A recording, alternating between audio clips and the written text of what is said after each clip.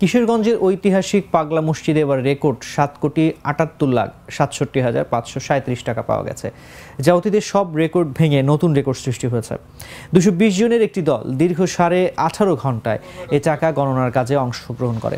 এছাড়াও দান বাক্সে বিপুল পরিমাণ বৈদেশিক মুদ্রা ও স্বর্ণালঙ্কার পাওয়া গেছে। শনিবার সকাল 7:30টায় মসজিদের 9টি লোহার দান বাক্স খুলে পাওয়া রেকর্ড 27 বস্তা টাকা মসজিদের দোতলায় এনে গণনার কাজ চলে। কিশোরগঞ্জের অতিরিক্ত জেলা ম্যাজিস্ট্রেট ও পাগলা মসজিদের দান বাক্স খোলা কমিটির আহ্বায়ক কাজী মহুয়া মমতাজ শনিবার দিবাগত রাত 2টায় এই তথ্য নিশ্চিত করেছেন। টাকাগুলো পুলিশের নিরাপত্তায় রূপালী ব্যাংক কিশোরগঞ্জ শাখায় পাঠানো হয়েছে বলেও জানান তিনি।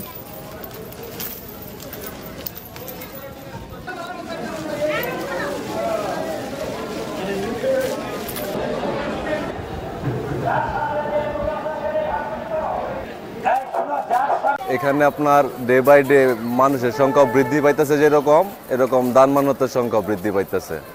এটা ঐতিহাসিক এবং ঐতিহ্যবাহী একটা মসজিদ, তবে এখানে আরেকটু পরিবেশ গঠিত ব্যাপার আরেকটু উন্নত করা দরকার। মানুষের একটু বসার জায়গা, মানুষের একটু পানি খাওয়ার জায়গা। আর শুনছি পাগলা মসজিদের ব্যাপারে, এর জন্য আমরা আসছি। আমরা অন্তত মুসাফির, এর জন্য আসছি, আর এসে ভালোই লাগতেছে। আমি কুলিয়ারচর থেকে আসছি, মানে পাগলা মসজিদের অনেক নাম ডাক শুনছিলাম, তাই আসলাম। মানত করলে নাকি মনের আশা পূরণ হয়, তাই আসছি। কোরআন শরীফ মানত করছি, দিছে টাকা দিচ্ছে।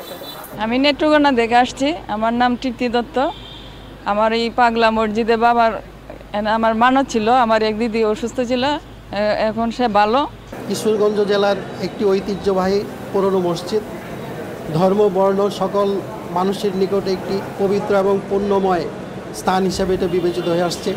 কিশোরগঞ্জ জেলার ঐতিহাসিক পাগলা মসজিদের আমরা 9টি দান বাক্স 4 মাস 10 দিন করে আজকে খুলেছি। প্রায় 27 বস্তা টাকা এখানে হয়েছে। এই দান বাক্সে যে পরিমাণ টাকা আমাদের আসে, সব টাকা আমাদের ব্যাংক হিসাবে জমা প্রদান করা হয় এবং প্রত্যেকটা পয়সারই এখানে হিসাব রয়েছে। আপনারা জানেন এটা একটা ওয়াকফকৃত সম্পত্তি। এই প্রতি বছরই এখানে যে পরিমাণ চাঁদা দেওয়ার দরকার হয়, আমরা ওয়াকফ প্রশাসনকে সেই পরিমাণ চাঁদা দিয়ে থাকি, আর বাদ বাকি টাকা আমাদের এখানে অবশিষ্ট।